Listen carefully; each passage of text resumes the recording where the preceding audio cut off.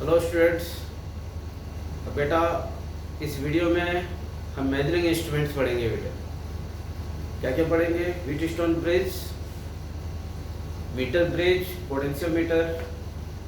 ठीक है, स्टार्ट हम करते हैं बेटा इससे, व्हीटस्टोन ब्रिज से। देखिए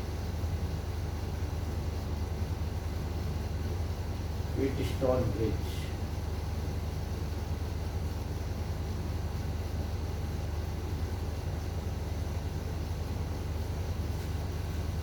व्हीटस्टोन ब्रिज क्या है? ये एक अरेंजमेंट है बेटा रेसिस्टर्स का। 4 रेसिस्टर्स का ऐसा अरेंजमेंट है कि 3 रेसिस्टर्स का वैल्यू अगर हमें पता है तो चौथा रेसिस्टर का वैल्यू वर्कआउट कर सकते हैं। एक कंडीशन निकल के आता है बेटा, इस पे ऐसा हम काम करेंगे। ठीक है, किस तरह का काम होगा? 4 रेसिस्टर्स देखिए, फिगर देखिए। ये कुछ ऐसा डायगोनल में क्या बोलते हैं, पैरेललोग्राम टाइप का मैं बना रहा हूँ बेटा। देखो ऐसा।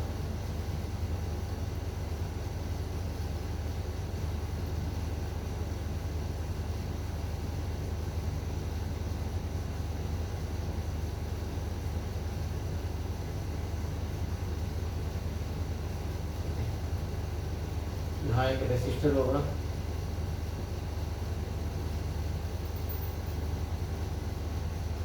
एक रेसिस्टर यहाँ होगा, एक रेसिस्टर यहाँ होगा और एक रेसिस्टर यहाँ होगा। मान लीजिए ये R1 है, ये R2 है, ये R3 है, ये R4 है और यहाँ पे गैल्वेनोमीटर जुड़ा रहता है बेटा। ठीक है, गैल्वेनोमीटर जुड़ा रहता है। इसके 2 छोर से, मतलब यहाँ से हम क्या करेंगे, सेल को कनेक्ट करते हैं। ये सेल कनेक्ट करेंगे टी के साथ में। ठीक है, ऐसा 4 रेसिस्टर्स का अरेंजमेंट R1, R2, R3 और R4 है। R1, R2, R3 और ये R4 है। R1, R2, R3, R4। जैसे ही हम बेटा पहले सेल का, ये देखिए ये क्या है, सेल है, ये की है। ठीक है, V वोल्टेज का सेल है सपोज, और ये की है और ये रेसिस्टर्स का अरेंजमेंट है। यहाँ से ये क्या है, गैल्वेनोमीटर है जिसके अंदर रेसिस्टेंस कितना है, G है बेटा। इसमें करंट तभी फ्लो होगा जब क्या होगा बेटा, ये मान लो A है, ये मान लो B है, ये मान लो C है और D है। तो C और D से तभी फ्लो होगा बेटा जब क्या होगा, इसके बीच पोटेंशियल C और D के बीच पोटेंशियल डिफरेंस होगा। मतलब इस पे वर्क हम 2 तरीके से करते हैं, एक तो बैलेंस्ड, एक अनबैलेंस्ड, दूसरा बैलेंस। अनबैलेंस का मतलब क्या होता है? अनबैलेंस का मतलब होता है बेटा कि करंट इधर से फ्लो होगा। ठीक है, कितना करंट फ्लो होगा? IG करंट फ्लो हो रहा है सपोज, क्योंकि गैल्वेनोमीटर में के अंदर रेसिस्टेंस क्या है, G है। ये तब होगा जब हम क्या करेंगे, इसको कनेक्ट कर देंगे ऐसा। ठीक है, तो IG क्या होगा बेटा, इसमें करंट फ्लो होगा। तो 2 तरीके का होगा। जब ये करंट फ्लो होगा तो हम बोलेंगे ये कैसा व्हीटस्टोन ब्रिज है, अनबैलेंस्ड। देयर आर 2 टाइप, मैंने काम हम 2 तरीके से करेंगे। कौन कौन सा है? अनबैलेंस्ड व्हीटस्टोन ब्रिज हो जाएगा और दूसरा क्या होगा बेटा, बैलेंस्ड व्हीटस्टोन ब्रिज। अनबैलेंस में क्या होगा बेटा, करंट फ्लो होगा। देखिए थोड़ा समझना है ठीक से कि अगर मैंने इसको कनेक्ट किया, ठीक है, पहले इसको बाद में इसको, मतलब इसके साथ में कनेक्ट किया, तो यहाँ से करंट फ्लो होगा बेटा। जब ये करंट फ्लो होगा I, तो देखिए यहाँ कोई रेसिस्टर नहीं है जिसकी वजह से ये ड्रॉप नहीं होगा बिल्कुल। अगर V वोल्ट यहाँ पे बेटा, तो V वोल्ट यहाँ पे आ जाएगा, V वोल्ट। और ये अगर V पोटेंशियल डिफरेंस इस सेल का V है, इसका मतलब अगर ये V है तो इधर क्या हो जाएगा, 0 हो जाएगा। ये थ्रू आउट मतलब ये 0 हो जाएगा, ये भी क्या हो जाएगा, 0 हो जाएगा। B पॉइंट का पोटेंशियल वोल्टेज क्या हो जाएगा बेटा, 0 हो जाएगा। पोटेंशियल क्या हो जाएगा, 0 हो जाएगा। A पॉइंट का पोटेंशियल कितना हो जाएगा, V हो जाएगा बेटा। ए का पोटेंशियल कितना हो जाएगा, वी हो जाएगा, ये पोटेंशियल वी है और ये जीरो आ जाएगा यहाँ पे, ठीक है। अब करंट दो पार्ट में बढ़ेगा बेटा, क्योंकि यहाँ पे क्या है, करंट ब्रांच मिल रहा है दो पार्ट में। तो मान लो ये I1 करंट फ्लो हुआ और इधर मान लो I2 करंट फ्लो हुआ, तो I1 प्लस I2, ये I था, I दो पार्ट में बढ़ा बेटा, I1 और I2 में, ठीक है। अगर ऐसा हुआ कि इधर I1 फ्लो हुआ और इधर I2 फ्लो हुआ, ये I2 को हम I माइनस I1 भी लिख सकते हैं, डजंट मैटर, हमने I2 लिखा, ठीक है। क्या लिखा बेटा, I1 लिखा और यहाँ पे क्या लिखा, I2 लिखा। तो ये I1 दो पार्ट में बढ़ गया, मतलब यहाँ पे भी ब्रांच मिला, एक IG में बढ़ गया बेटा, दूसरा कितना हो जाएगा, I1 माइनस IG हो जाएगा, I1 माइनस IG हो जाएगा, ऐसा हो जाएगा, ठीक है। और इधर क्या हो जाएगा, I2 है बेटा, तो ये I1 माइनस IG अगर नीचे आ रहा है, जरूरी नहीं है बेटा कि ये नीचे आएगा, नीचे से ऊपर भी जा सकता है, डिपेंड करता है पोटेंशियल ड्रॉप किसका जाता है। अगर VC is greater than VD है तब ये नीचे की तरफ करंट आएगा, और अगर VD is greater than VC है तो ये ऊपर की तरफ जा सकता है। तो डिपेंड करता है बेटा कि ये पोटेंशियल ड्रॉप जो होता है, जब यहाँ से I करंट आया तो I1 जो I2 आया, I2 R2 यहाँ पे पोटेंशियल ड्रॉप हुआ, कितना हुआ, I2 R2, और यहाँ पे पोटेंशियल ड्रॉप कितना हुआ, I1 R1 आया बेटा। तो इस C का पोटेंशियल ड्रॉप कितना हो जाएगा, जैसे मैं बात करूंगा VC कितना हो जाएगा, तो आप अगर इधर से चलोगे तो V इस पॉइंट पे V है, तो आप लिखोगे V माइनस कितना लिखोगे, I1 R1, जो पहले भी आपको सिखाऊं मैं, और VD कितना हो जाएगा, V माइनस I2 R2, ऐसा आ जाएगा बेटा। अब जो बड़ा है, अगर VC ग्रेटर देन VD है तो करंट नीचे की तरफ आएगा, और अगर VD ग्रेटर देन VC है तो ऊपर की तरफ जाएगा। कौन से कंडीशन में, अनबैलेंस कंडीशन में, पहला वाला कंडीशन हम देख रहे हैं, अनबैलेंस कंडीशन। ऐसे हालत में फिर व्हीटस्टोन ब्रिज का हम यूज करते हैं बेटा।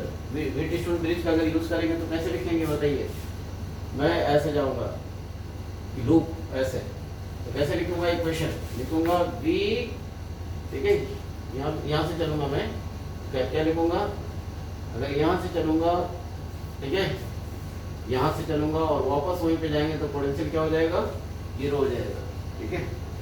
तो कैसे लिखूंगा, यहाँ से चलूंगा तो ये पॉइंट ये से कितना करंट फ्लो हो रहा है बेटा, I1, तो लिखूंगा माइनस I1 R1, ठीक है, माइनस I1 R1, फिर इधर इसी डायरेक्शन में हमें मिल रहा है, नीचे की तरफ जा रहा है, तो क्या लिखेंगे, minus IG RG minus IG G, फिर इधर जाऊंगा बेटा तो क्या लिखेंगे, प्लस हो जाएगा। देखो जब आप इधर से आए और इधर जा रहे हैं तो यहाँ पे जो करंट का डायरेक्शन है आपने I2 माना है, इस तरह से माना है, तो ये क्या हो जाएगा, जब आप जाओगे तो ये आपके अगेंस्ट में ये करंट आ रहा है, तो क्या लिखेंगे, plus I2 R2 is equal to 0। ये इक्वेशन हो गया इस लूप के लिए।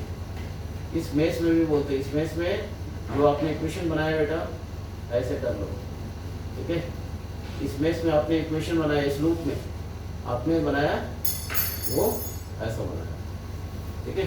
ऐसे तो लूप कई तरह का, एक हो गया, दो हो गया, तीन हो गया, लेकिन चलिए दो में हम काम कर लेंगे, हो जाएगा। एक इक्वेशन ऐसा हो गया, दूसरा इक्वेशन इसके लिए ऐसा, क्या लिखेंगे, यहाँ पे अगर I2 है बेटा, यहाँ पे IG है, तो ये यहाँ पे कितना करंट होगा, ये IG और I2 दोनों मिल जाएगा बेटा, तो यहाँ पे क्या आ जाएगा बोलो, I2 plus IG, I2 plus I2, ये I2 इधर आया, IG आया, तो I2 प्लस IG लिखा, और फाइनली जब ये IG कट जाएगा, I1 plus I2, that is क्या हो गया बेटा, दैट इज यही हो गया, ये करंट I हो गया, क्योंकि I इज इक्वल टू आपने पहले ही माना है कि I दो पार्ट में बट रहा है, I1 प्लस I2, तो यहाँ पे भी I1 प्लस I2 ही आ गया, फाइनली जो I हो गया। जितना करंट बैटरी सेट करेगा उतना ही करंट क्या होगा, पूरे सर्किट के थ्रू से फ्लो होने के बाद यहाँ पे आएगा। और दूसरा इस मेश में देखिए, ठीक है, तो कैसे लिखेंगे इसके लिए इक्वेशंस, माइनस, देखिए कैसे लिख रहे हैं, I1 माइनस, ठीक है, I1 माइनस IG लिखा, R3, ठीक है, फिर नीचे गया तो प्लस हो जाएगा, plus I3, sorry I2 plus IG है बेटा, इधर I2 प्लस IG,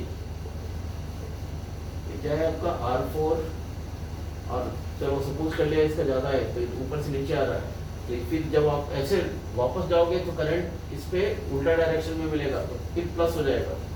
फिर तो प्लस क्या लिखेंगे, आई जी जी इजिकल टू 0। ये दूसरा इक्वेशन हो गया। तो अनबैलेंस्ड हालत में हम क्या करेंगे, ये लिखेंगे। बैलेंस्ड हालत कब होगा बेटा, बैलेंस हालत होगा कि जब हमने इसको जोड़ा, दोनों का पोटेंशियल मतलब BC इजिकल टू अगर VD हो गया तो बैलेंस्ड हालत हो गया। ये कंडीशन क्या हो जाएगा, बैलेंस्ड। और बैलेंस्ड में फिर क्या होगा बेटा, गैल्वेनोमीटर डिफ्लेक्शन जो शो करेगा वो कैसे शो करेगा, 0 डिफ्लेक्शन शो करेगा। Deflection shows 0, that is called null deflection, that is ऐसे हालत को क्या बोलते हैं, नल डिफ्लेक्शन बोलते हैं।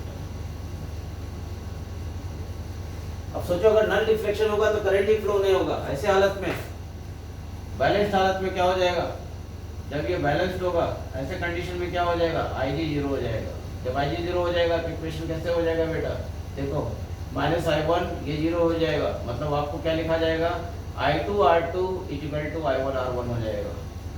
ये इक्वेशन में आप क्या करो, IG 0 कर दो, जहाँ जहाँ IG दिखे वहाँ पे 0 कर दो। यहाँ पे क्या आ जाएगा बेटा बताइए, यहाँ पे आ जाएगा -I1 R3 और यहाँ पे +I2 R4 इक्वल टू 0, मतलब I2 R4 इक्वल टू क्या आ जाएगा, I1 R3, क्या जाएगा I1 R3, ऐसा है।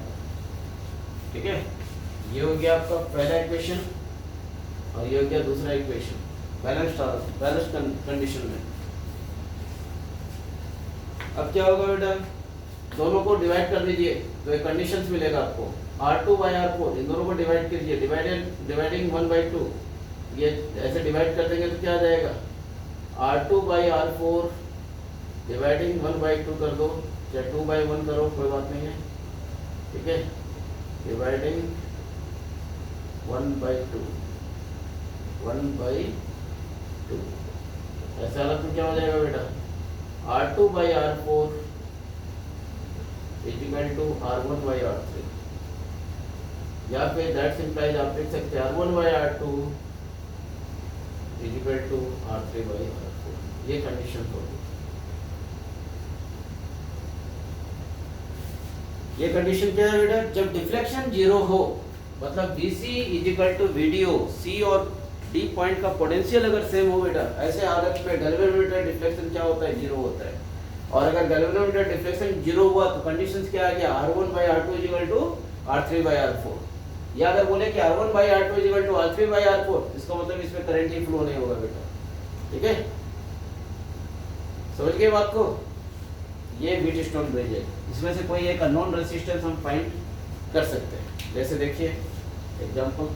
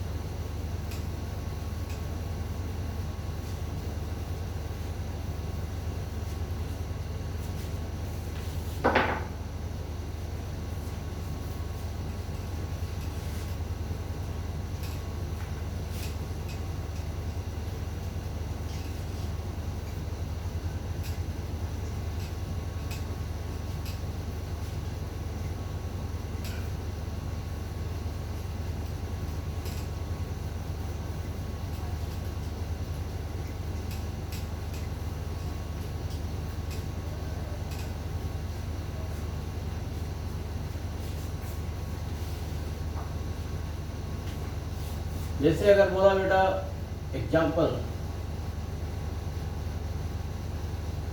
एक रेसिस्टर है, ठीक है, 4 ओम का, दूसरा रेसिस्टर है 8 ओम का। इधर मैंने दे दिया कितना, 6 ओम का, और इधर कितना दे दिया बेटा, 6 ओम का, और इधर दे दिया 12 ओम का।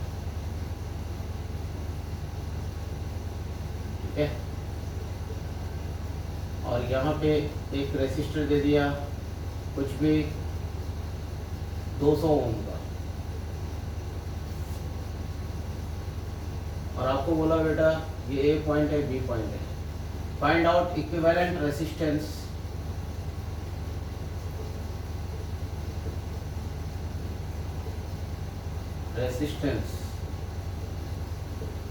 Between point A and B, ए और बी के बीच। तो सबसे पहले व्हीटस्टोन ब्रिज है कि नहीं, कैसे चेक करेंगे बेटा? R1 बाई R2 करो, 4 बाई 8 इक्वल टू हो रहा है कि नहीं हो रहा है? 6 बाई 12 हो रहा है बेटा। देखो 4 2 जा 8, 6 2 जा 12, मतलब 1/2 इज इक्वल टू 1/2। इसका मतलब व्हीटस्टोन ब्रिज है। इसका मतलब क्या है? व्हीटस्टोन ब्रिज है। और अगर ये व्हीटस्टोन ब्रिज है बेटा तो क्या करना है, इधर से करंट फ्लो नहीं होगा, मतलब आप 200 तोड़ा दो सीधा, तो क्या हो जाएगा? तो ये ऐसा हो जाएगा, देखिए 4 ओम 8 ओम एक साथ हो गया, नीचे क्या हो गया 6 ओम और 12 ओम हो गया बेटा एक साथ। ये 4 8 6 12, मतलब ऊपर कितना हो गया 12, नीचे कितना हो गया 18, ऊपर 12 हो गया बेटा, नीचे 18 हो गया। इसलिए आर इक्विवेलेंट कैसे निकालेंगे? फटाफट 12 × 18 / 12 + 18, मतलब 12 × 18 बाई, ठीक है,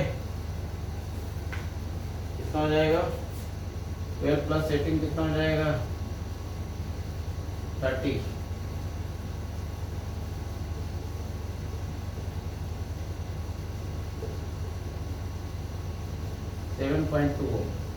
ये आंसर आ जाएगा। तो इस तरह से हम व्हीटस्टोन ब्रिज के जरिए हम क्या इक्विवेलेंट रेजिस्टेंस हमने निकाल दिया बेटा, ठीक है।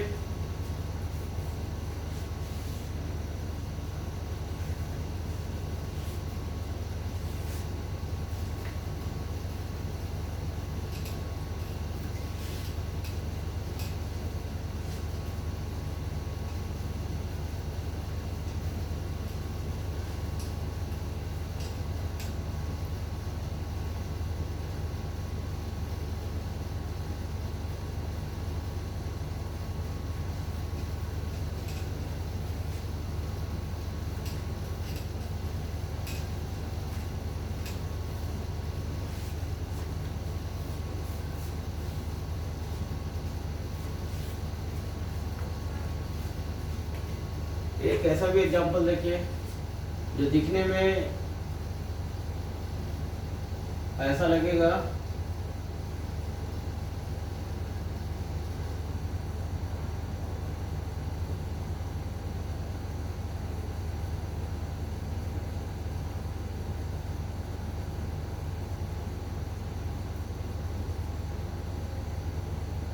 ठीक है, वहां से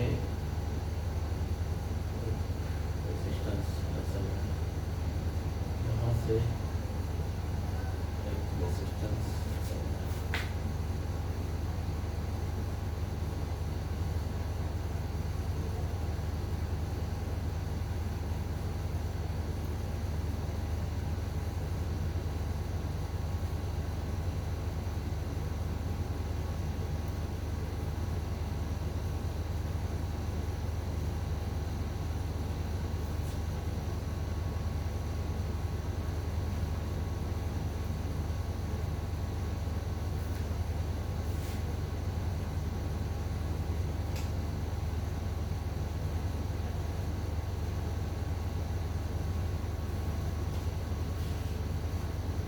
ये रेसिस्टर देखिए ए और बी के बीच में,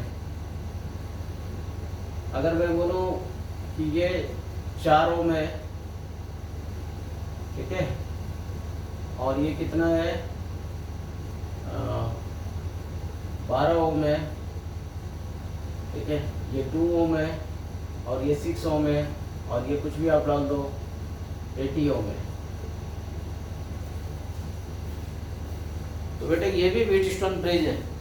अगर आप गौर से देखेंगे बेटा तो ये बिल्कुल इस तरह से है। देखिए ये अगर पॉइंट है, ये 4 ओम को मैं इधर ले गया, 4 ओम को इधर ले गया, यहाँ पे पॉइंट मिल गया, ये ए पॉइंट है बेटा, मान लो ये पी है, उसी तरह से ये पी पॉइंट हो गया बेटा, ये पी पॉइंट में पहुंच गए। फिर बी से चलिए आप, ये चलिए बी से पी पॉइंट में भी मिल रहा है, ये देखिए 12 ओम का मिल रहा है, ये 12 ओम मिल रहा है, 12 ओम ये 4 ओम मिल गया बेटा। और नीचे देखिए फिर 2 ओम आ रहा है, ये वाला 2 ओम कहाँ तक, यहाँ तक क्यू मान लो बेटा, तो ये 2 ओम आ रहा है, देखो क्यू तक आ गया, ठीक है। फिर ये बी से जा रहा है बेटा, एक और आ रहा है, ये 6 ओम आ रहा है, देखिए ये 6 ओम आ रहा है, ऐसा मिल रहा है, ये 6 ओम हो गया, ये 2 ओम हो गया, और बीच में ये पी और क्यू के बीच में बेटा कितना 80 ओम है, देखो 80 ओम है पी और क्यू के बीच में। समझ गए क्या कैसा बन गया, व्हीटस्टोन ब्रिज बन गया बेटा, ए और बी के बीच में, ये जो कितना है 80 ओम है। अब देखो क्या 4/12 इजिकल टू 2/6 हो रहा है, अगर नहीं होता है बेटा तो फिर अनबैलेंस है, 2/6 है, 4 3 जा 12, 2 3 जा 6, मतलब ये व्हीटस्टोन ब्रिज कैसा है, बैलेंस है। ऐसे हालत में क्या करते हैं, बीच से उड़ा देते हैं बेटा, ये बीच से उड़ा दिया, बीच से उड़ा दिया तो क्या हो गया ये, क्योंकि करंट इधर फ्लो ही नहीं होगा, क्योंकि दोनों पी और क्यू क्या है, सेम पोटेंशियल पे आ जाता है। ऐसे हालत में 12 4 कितना हो गया 16, ऊपर 16 हो गया, नीचे कितना हो गया 6 to 8 हो गया बेटा, 8 हो गया। ऐसे हालत में क्या हो जाएगा, इक्विवेलेंट रेजिस्टेंस आर इक्विवेलेंट 16 × 8/16 + 8 कितना आ जाएगा, 16 × 8/24 कितना आ जाएगा, 16/3 ओम।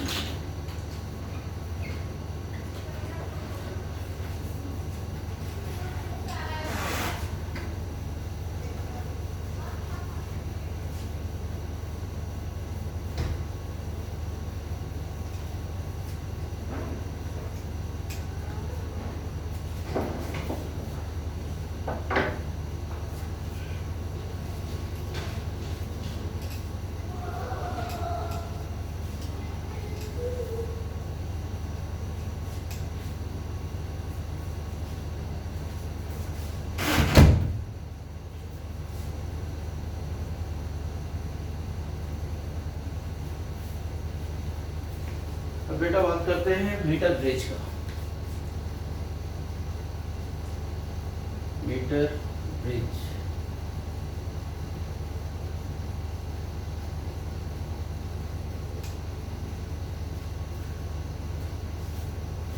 this instrument is based on the previously we studied what about Wheatstone bridge। Wheatstone bridge के ऊपर ही बेटा ये मीटर ब्रिज बेस्ड है। मतलब क्या होता है मीटर ब्रिज में, देखिए the principle is it is based on Wheatstone bridge. कैसा होता है बेटा, देखना एक मेटालिक ने बोलिए एक ऐसा वायर होता है, मैग्नीन या कॉन्स्टेंटाइन का वायर होता है बेटा, जिसमें यूनिफॉर्म रेसिस्टेंस होता है। रेसिस्टेंस पर यूनिट लेंथ क्या होता है, यूनिफॉर्म होता है बेटा। ऐसा कौन सा हेलोइज वाला वायर में होता है, जैसे मैग्नीन हो गया, कॉन्स्टेंटाइन हो गया बेटा, ठीक है, नाइक्रोम हो गया बेटा, ठीक है। तो एक मीटर का ऐसा वायर है। अब इस वायर को हम दो तरीके से इसका कनेक्शन एक सेल से जोड़ते हैं बेटा। पहले इधर किससे जोड़ते हैं, एक सेल या बैटरी से जोड़ते हैं, ठीक है। ये लगा दिया, मेन यही चीज़ है बेटा, ये वायर 1 मीटर का वायर है, और यहाँ पे मीटर स्केल भी लगा हुआ रहता है। मैं मीटर स्केल लगा दिया, देखो क्या क्या मैं मीटर स्केल लगा दिया यहाँ,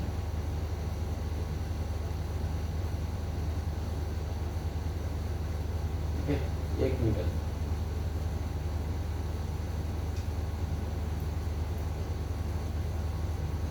कैलिब्रेटेड है, 1 मीटर स्केल है।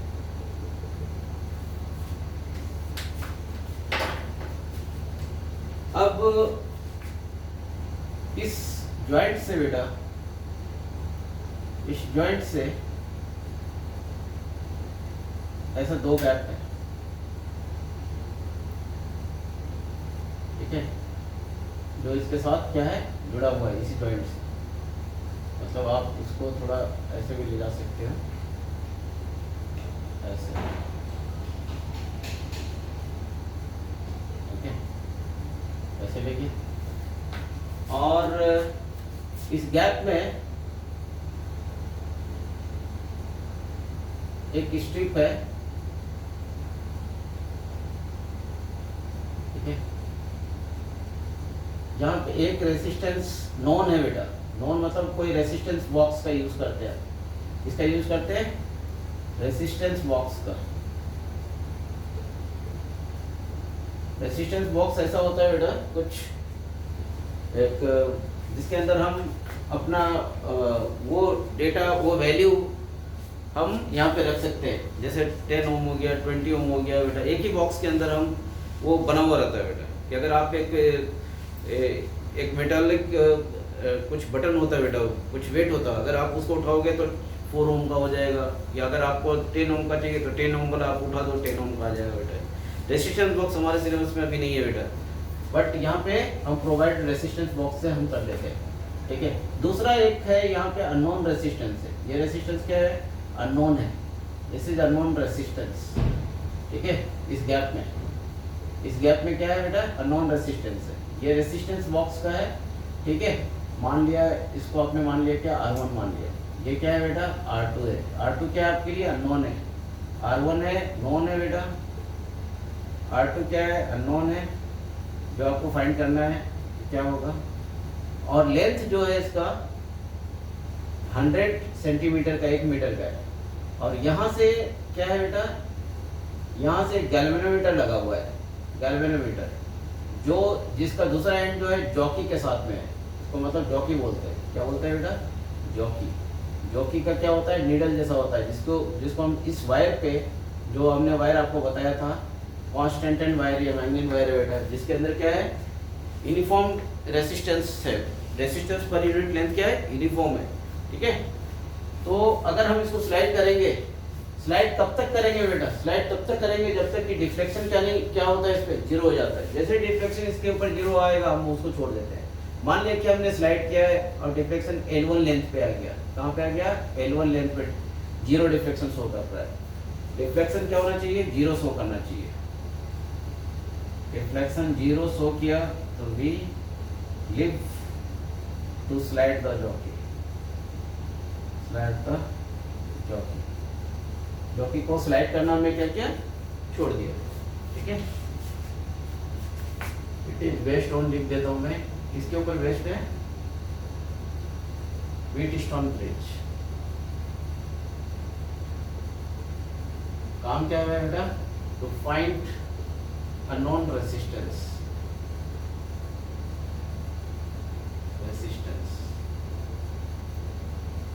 प्रिंसिपल क्या है बेटा, इसके ऊपर बेस्ड है, resistance per unit length is uniform, resistance per unit length is uniform, ठीक है। मतलब अगर L लेंथ है तो R बाई L क्या होगा, रो लिख देते हैं, रो यूनिफॉर्म होना चाहिए बेटा, कांस्टेंट होना चाहिए, ऐसा, ठीक है। जैसे ही डिफ्लेक्शन हमने 0 किया बेटा, ये R1 व्हीटस्टोन ब्रिज बन गया, तो क्या लिखेंगे बोलिए, यहाँ से यहाँ तक का रेसिस्टेंस कितना हो जाएगा, L1 तक का रेसिस्टेंस, वो R2, ये R1 है, R2 है, ये R3 मान लो, R3 का रेसिस्टेंस कितना हो जाएगा बेटा, L1 वाला रेसिस्टेंस पे रो इंटू L1 हो जाएगा। और R4 का कितना हो जाएगा बेटा, रो इंटू कितना, 100 माइनस L हो जाएगा बेटा, 100 माइनस ये L1 ने L लिया, 100 रो L हो जाएगा, ये कितना हो जाएगा, 100 माइनस L हो जाएगा। अब यूजिंग क्या, Wheatstone bridge, applying Wheatstone bridge, applying Wheatstone balanced bridge, ठीक है।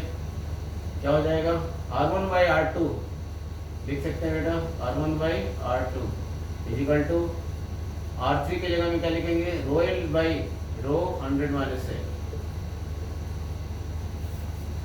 ठीक है। फिर हमें क्या निकालना, अननोन रेसिस्टेंस क्या निकालना, R2, ठीक है। R1 बाई R2 लिखो, R1 by R2 row L by, ये rho L by rho 100 minus L, rho cancel, तो unknown resistance R2 equal to क्या हो जाएगा, 100 माइनस L बाई L, ठीक है। और इधर क्या आ जाएगा, R1 हो जाएगा, ये हो गया। ये resistance, unknown resistance find out होती है, ठीक है। इसको हम क्या बोलते हैं, meter bridge, meter bridge.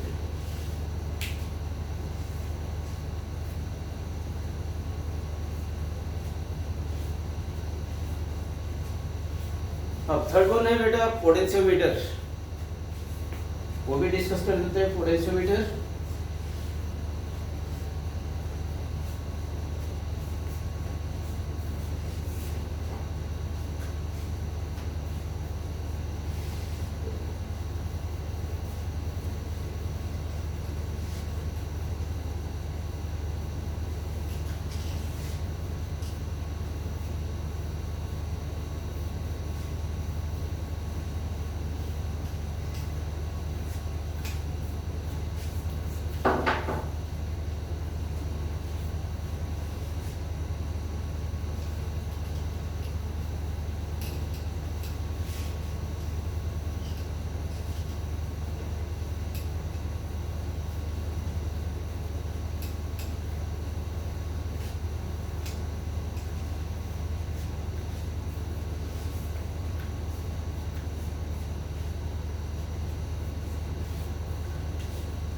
Potentiometer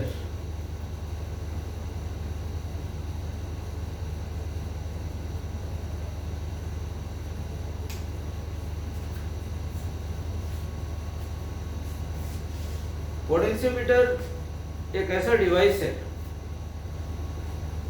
जिससे हम मेजर कर सकते हैं बेटा क्या, potential difference.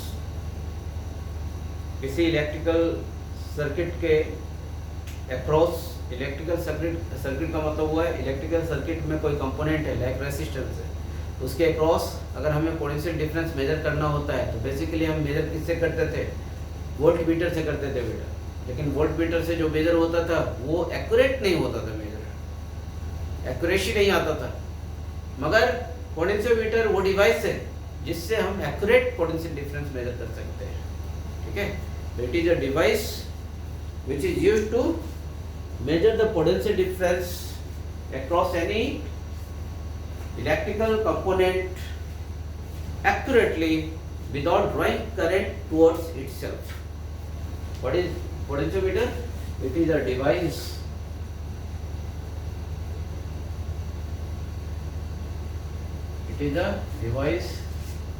used to measure potential difference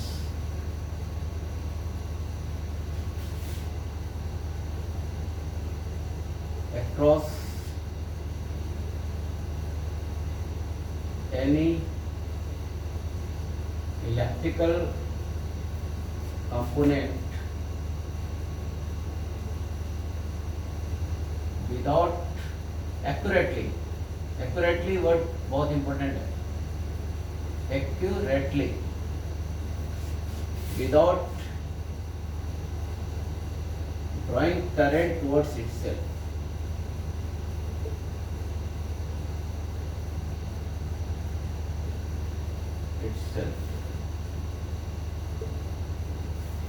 जैसे मान लिया कुछ ऐसा रेसिस्टर है बेटा, सपोज करो एक रेसिस्टर है, ये सेल है। अगर हमें करंट मेजर करना है तो सीरीज में लगाते हैं, वोल्ट मीटर मेजर करना है बेटा तो यहाँ पे वोल्ट मीटर लगाते हैं, पैरेलल में लगाते हैं।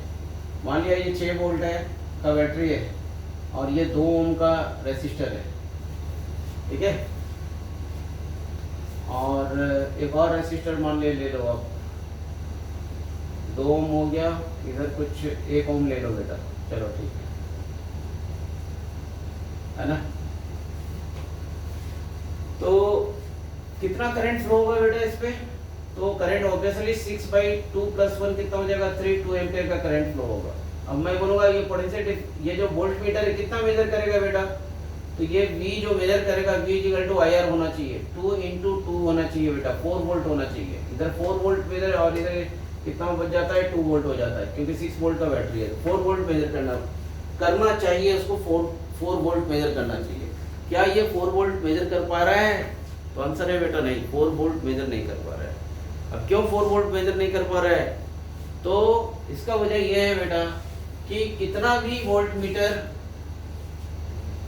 मीटर में रेसिस्टेंस हाई होता है बेटा, मगर इतना हाई रेसिस्टेंस नहीं होता है, इतना हाई रेसिस्टेंस नहीं होता है बेटा।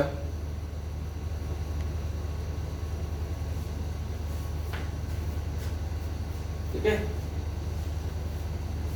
ध्यान से देखिएगा, इतना भी हाई रेसिस्टेंस नहीं होता है कि इसमें से बिल्कुल करंट जो है वो पास ही ना करे। करंट कुछ थोड़ा बहुत पास कर ही जाता है बेटा। अगर मैं बात करूं कि ये कितना 2 एम्पियर का करंट फ्लो हो रहा है, तो एग्जैक्टली 2 एम्पियर इधर से फ्लो नहीं होगा, थोड़ा सा करंट इधर से निकल जाएगा। मान लिया 0.1 ही निकल गया, करंट एम्पियर निकल गया बेटा, तो 0.1 भी हो गया तो एक्यूरेट मेजरमेंट ये नहीं करेगा, क्योंकि ये जो अब जा रहा है बेटा, कितना जा रहा है 2 एम्पियर, 1 पॉइंट कितना जा रहा है 9 से जा रहा है, 1.9 इंटू 2 करोगे कितना हो जाएगा 3.8 वोल्ट आ रहा है बेटा। ये मेजरमेंट मतलब एक्यूरेट मेजरमेंट नहीं है। तो अब एक्यूरेट मेजरमेंट के लिए हमें क्या करना पड़ता है, तो हम क्या करेंगे बेटा, इस हालत में पोटेंशियोमीटर का यूज करेंगे। पोटेंशियोमीटर क्या करेगा, आपको बिना करंट ड्रॉप किए हुए, अगर यहाँ पे निकालना है तो इस जगह पे आप पोटेंशियोमीटर अप्लाई कर दो बेटा। इस जगह पे पोटेंशियोमीटर जो भी डिवाइस है, जिस तरह का डिवाइस है बेटा, वो क्या करता है, मेजर कर देता है। क्या मेजर कर देता है, ठीक है, यहाँ से ऐसा रहता है, ये गैल्वेनोमीटर में जाता है, इस तरीके का होता है, वो मेजर कर देगा डिफरेंस, मतलब ये लेंथ के अनुसार वो गैल्वेनोमीटर का सेटिंग होता है, जिससे पता चल जाता है कि भाई इसके बीच पोटेंशियल डिफरेंस क्या है, और बिना करंट को अपनी तरफ खींचे हुए वो मेजर कर देता है बेटा। ठीक है, तो ये है आपका पोटेंशियोमीटर, जिसमें जो मेजर कैसे करता है, एक्यूरेटली मेजर करता है। अब थोड़ा सा फिगर हम ठीक से बनाते हैं इसको, ताकि आपको पता चले क्या है पोटेंशियोमीटर और किस प्रिंसिपल पे काम करता है। ठीक है, इसका प्रिंसिपल अगर लिखेंगे बेटा, पहले प्रिंसिपल लिख देते हैं, किस प्रिंसिपल पे वर्क करता है। It works on the principle of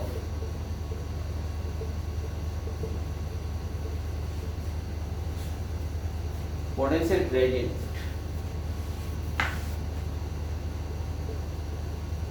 Potential, uniform potential gradient. It works on the principle of potential gradient. Uniform, कैसा होना चाहिए potential gradient? Uniform होना चाहिए। Potential gradient क्या है बेटा? जैसे वहाँ पे resistance per unit length था, यहाँ पे क्या आएगा, voltage per unit length।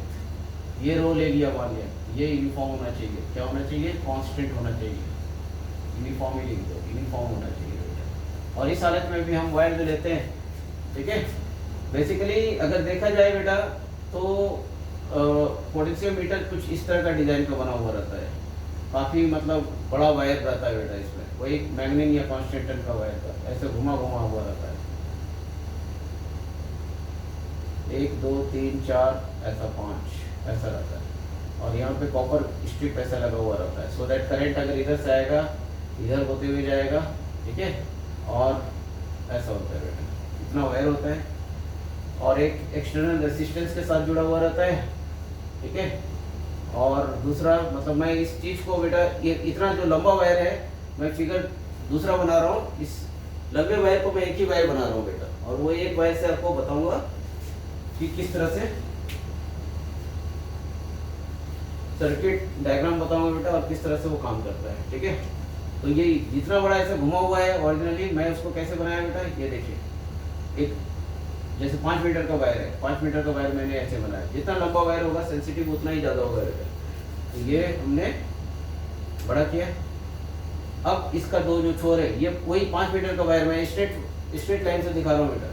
ठीक है, जो घुमा हुआ वायर था, एक सेल मैंने यहाँ पे रखा, ठीक है, एक सेल ऊपर है बेटा, ये एक्सटर्नल ड्राइविंग सेल है, और एक रेसिस्टर है, एक सेल है, एक रेसिस्टर है, एक्सटर्नल रेसिस्टर आ रहे हैं, और ये वो लंबा वायर है बेटा। ठीक है, ऐसा थोड़ा सा और इसको नीचे ले लेता हूँ मैं, और इसके साथ ये सेल के साथ में क्या है, गैल्वेनोमीटर जोड़ना है, गैल्वेनोमीटर और इधर जॉकी होगा बेटा, ये जॉकी होगा। देखिए वो लंबा वायर जो था बेटा घुमा घुमा हुआ था, उसको मैंने एक वायर लिया, ये होगा।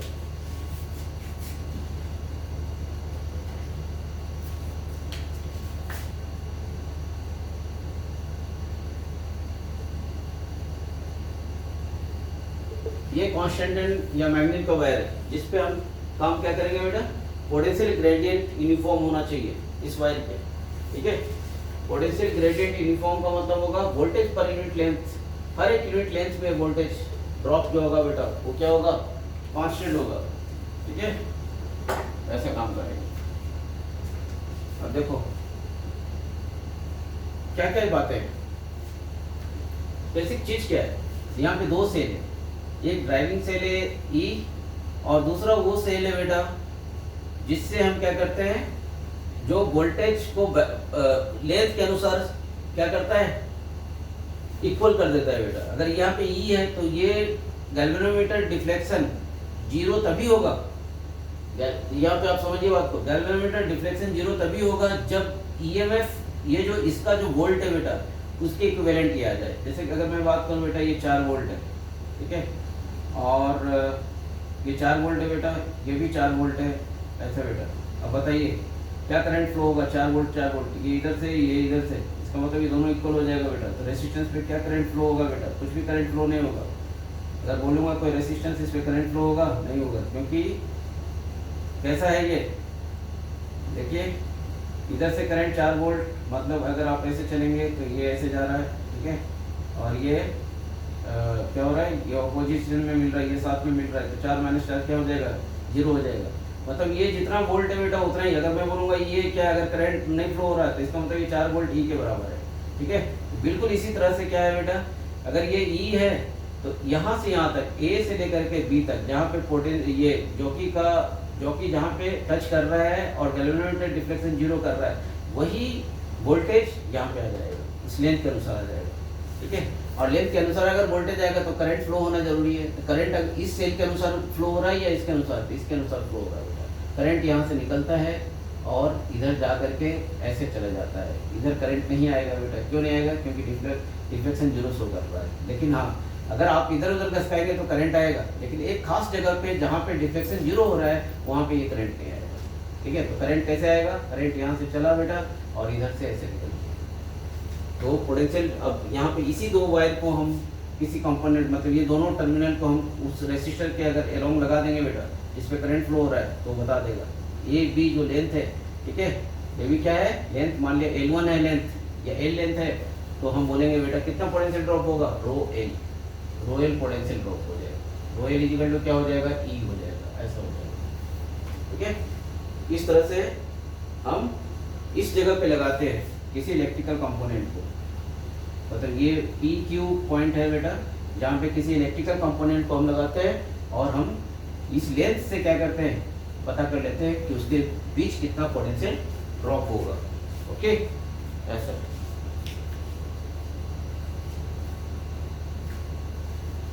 तो कितने तरह से हम काम करते हैं पहले वो देखिए बेटा। बेसिकली दो चीज़ों को हमें यहाँ पे स्टडी करना है, हमारे सिलेबस में दो चीज़ें हैं बेटा। एक तो फर्स्ट ये है कि you have to compare two cells, comparison of two cells using potentiometer. दो चीजें आती है बेटा।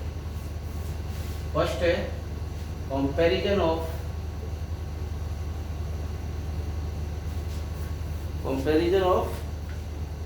To cells using potentiometer. दूसरा काम करेंगे बेटा, to find internal resistance of a cell.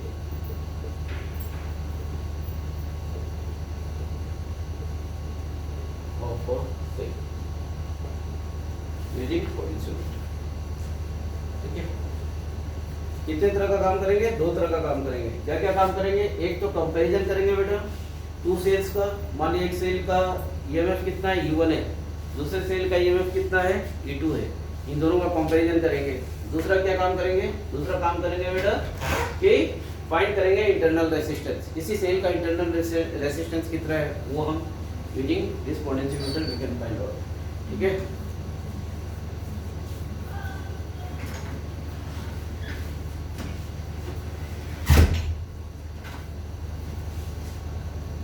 चलो फर्स्ट काम करते हैं इसमें।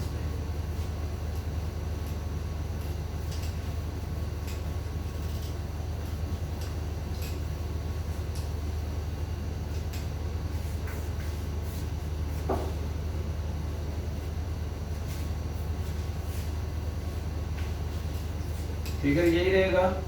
मैं यहाँ पे क्या कर रहा हूँ देखिए,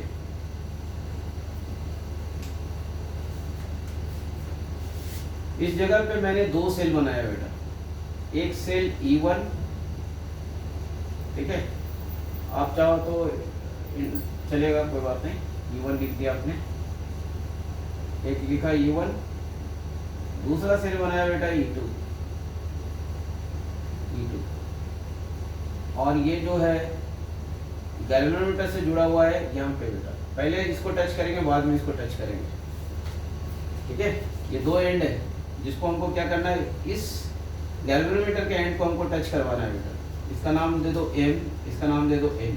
पहले हमें क्या करना है, इसके इस एंड को, इसका कुछ रख दो आप, क्या नाम रख दो, Q रखो, और नहीं कुछ S रखो। हाँ, इस S को आपको पहले M के साथ टच करना है, फिर इस S को क्या करना है, M के साथ टच करना है। जैसे आप S को M के साथ टच करोगे बेटा तो ये वाला E1 आ जाएगा, और फिर गैल्वेनोमीटर क्या बोलते हैं, ये जॉकी को आप इधर उधर क्या करेंगे, स्लाइड करेंगे। जैसे ही ये जॉकी को स्लाइड करेंगे बेटा तो एक खास लेंथ L1 पे क्या हो जाएगा, ये रुक जाएगा। ठीक है, मान लिया वो लेंथ आपका किधर है, पहले आपने E1 को रखा, E1 करते ही आपको गैल्वेनोमीटर का जो जॉकी है बेटा वो यहाँ पे L1 लेंथ पे आ गया। फिर जैसे ही आपने फिर दूसरी बार टच कहाँ करोगे बेटा, इस S को N के साथ करोगे, तो दूसरी बार जब टच किया बेटा तो इसका जो गैल्वेनोमीटर का दूसरा है वो मान लिया L2 पे आ गया। कहाँ पे आ गया, L2, थोड़ा छोटा हो गया बेटा। ठीक है, इस तरह से काम करेंगे हम। पहले हमने क्या किया बेटा, M के साथ टच किया, लिखा पहले क्या लिखा, टचिंग, कनेक्टिंग लिखो, connecting S with M, connecting S with M, first. ठीक है, तो क्या आ जाएगा, E1 इजिकल टू क्या आ जाएगा बेटा, ये जो EMF है। ठीक है, जैसे ही आपने इसके साथ टच किया, कनेक्ट किया, ये L1 लेंथ यहाँ से यहाँ तक, AB लेंथ जो L1 है बेटा, तो आप लिखोगे रो L1, ये इतना वोल्टेज आ गया। ठीक है, फिर कनेक्टिंग S विथ N, अगर N के साथ करोगे तो E2 इक्वल टू क्या आ जाएगा, अब क्या आ गया बेटा, ये जो B है B डैश पे आ गया, यहाँ पे आ गया, रुक गया, गैल्वेनोमीटर का डिफ्लेक्शन यहाँ पे शो कर रहा है इस B डैश पे, तो E2 इक्वल टू आपने क्या लिखा, रो L2 लिखा। ठीक है, क्या लिखा, रो L2 लिखा। अब E1 बाई E2 क्या हो जाएगा, ऐसा रख में, E1 by E2 equal to rho L1 by rho L2, तो E1 by E2 equal to L1 by L2, खत्म, कंपैरिजन हो गया। ठीक है, अब दूसरा कंडीशन,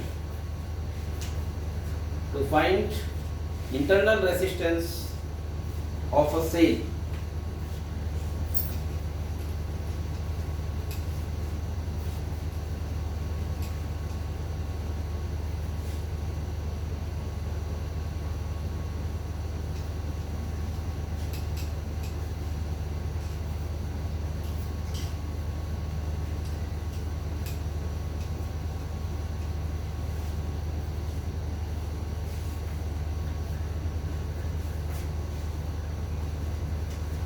दूसरा क्या करना है आपको, to find internal resistance of a cell using potentiometer.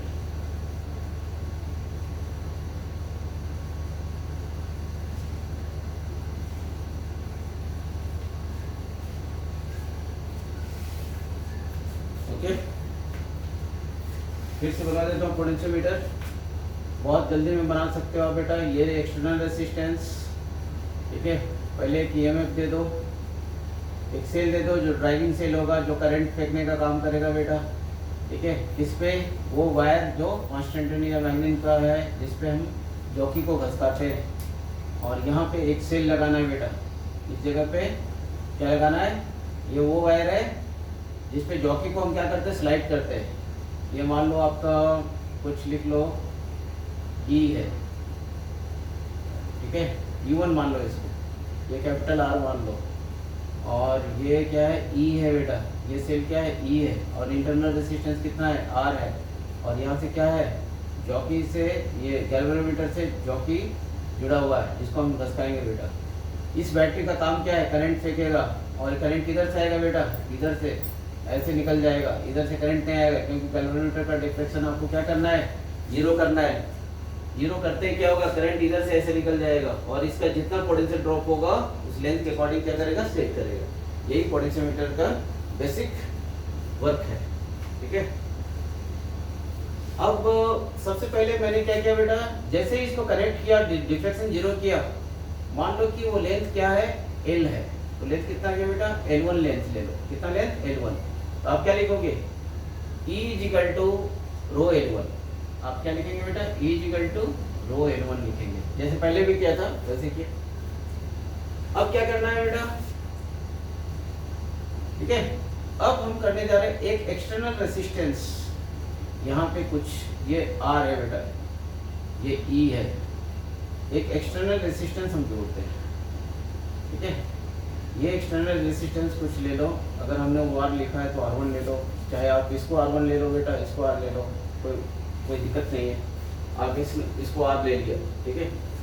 जैसे ही आप एक्सटर्नल रेसिस्टेंस इन दोनों एंड में जोड़ोगे बेटा, इसके बीच जोड़ोगे, वैसे ही ये क्या होगा, करंट फ्लो हो जाएगा। लेकिन करंट फ्लो किधर होगा, इस लूप में होगा बस, क्योंकि डिफ्लेक्शन आप ऑलरेडी, जैसे मतलब इधर भी हो जाए, डिफ्लेक्शन भटक जाएगा ये, तो आपको फिर क्या करना पड़ेगा बेटा, स्लाइड करके, फिर क्या करना पड़ेगा, स्लाइड करके आप क्या कीजिए, डिफ्लेक्शन को फिर जीरो कर दीजिए। अब जीरो कर दिए तो करंट क्या होगा, इधर भी करंट फ्लो हो रहा है, क्योंकि यहाँ पे एक क्लोज लूप है बेटा, तो ये करंट किधर होगा, ऐसे जाएगा, ऐसे घूमता रहेगा बस, ठीक है। इधर करंट नहीं आएगा, ठीक है। तब जब आप एक्सटर्नल रेसिस्टेंस लगाए, तो अब लेंथ ये हो गया L2। पहले कितना लेंथ था, पहले L1 था बेटा, अब कितना हो गया, L2। क्यों L2 हो गया, क्योंकि एक्सटर्नल रेसिस्टेंस लगा दिया।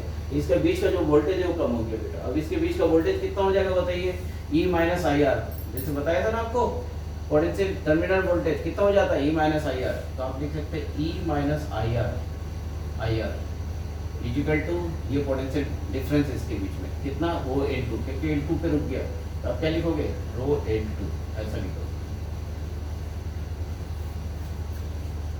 रो L2। रो क्या है बेटा आपका, पोटेंशियल ग्रेडियंट, पोटेंशियल ड्रॉप पर यूनिट लेंथ, ठीक है, ऐसा रो L2। अब क्या कीजिए बेटा, डिवाइड कर दीजिए, ये फर्स्ट हो गया, ये सेकंड हो गया, देखिए कुछ रास्ता मिल जाएगा, E by E minus IR equal to rho L1 by rho L2, rho cancel.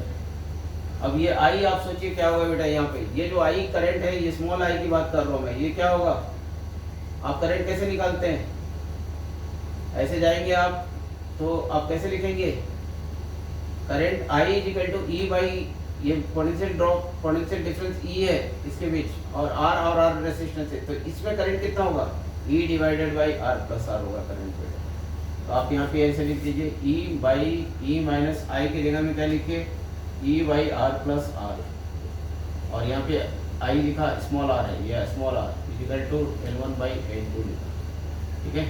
अब क्या हो जाएगा बेटा, देखो E divided by ER plus ER minus ER small r है, ये दोनों कट जाएगा, ऊपर चला जाएगा R plus R equal to L1 by L2।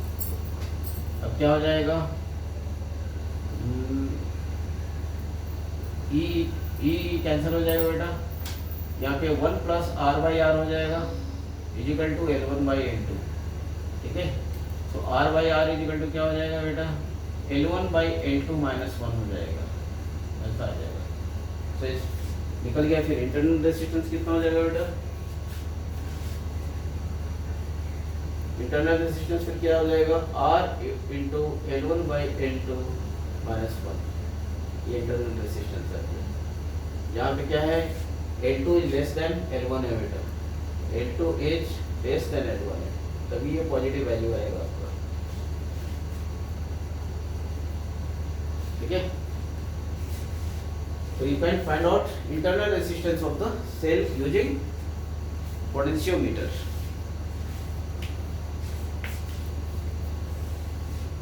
अब नेक्स्ट वीडियो में बेटा हम क्या देखेंगे? जितने भी जैसे इक्विवेलेंट रेजिस्टेंसेस का ओम्स लॉ के ऊपर और आपका ये मेजरिंग इंस्ट्रूमेंट है, इन सभी चीज़ों के ऊपर बेटा न्यूमेरिकल हम देखेंगे नेक्स्ट वीडियो में, और वो वीडियो लास्ट वीडियो होगा करंट इलेक्ट्रिसिटी का। ओके।